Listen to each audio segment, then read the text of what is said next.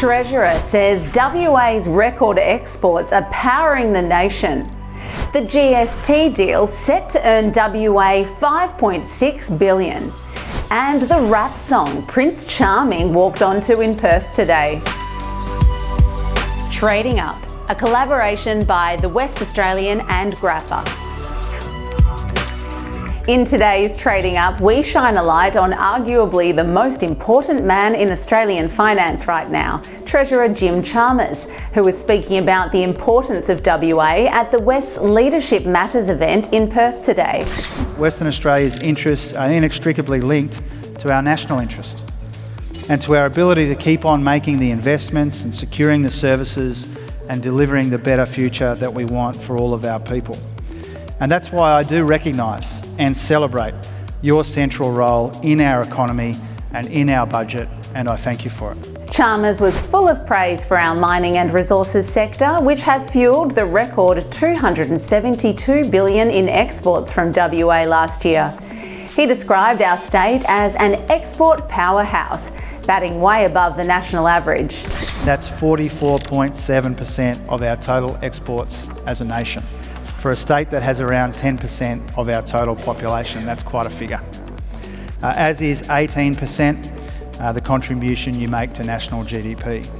And the contribution that your resources sector makes to our overall revenue base is critical too. So, given we're more than pulling our weight for the nation, does that mean we can keep those GST dollars then?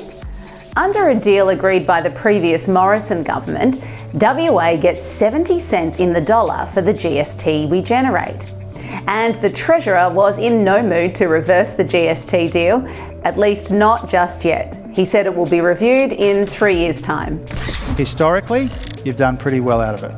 But the 10 cents in the dollar that you received under the former government was nowhere near reflective of the contribution that you make. And I'm proud of and I'm committed to the changes that went a long way towards rectifying this.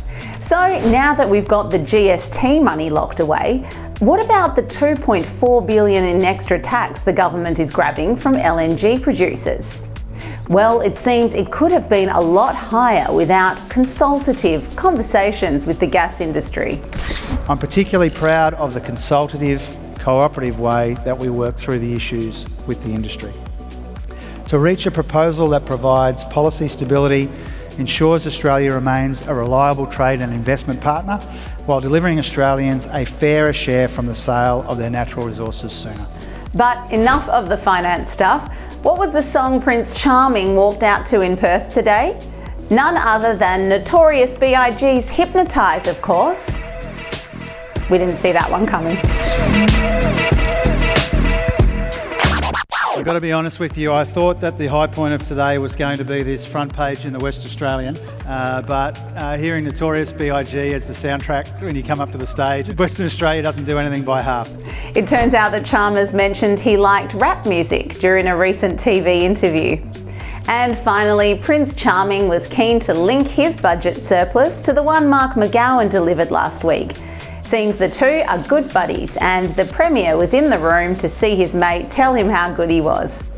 The Treasurer couldn't resist a friendly jibe about our WA image at McGowan's expense though.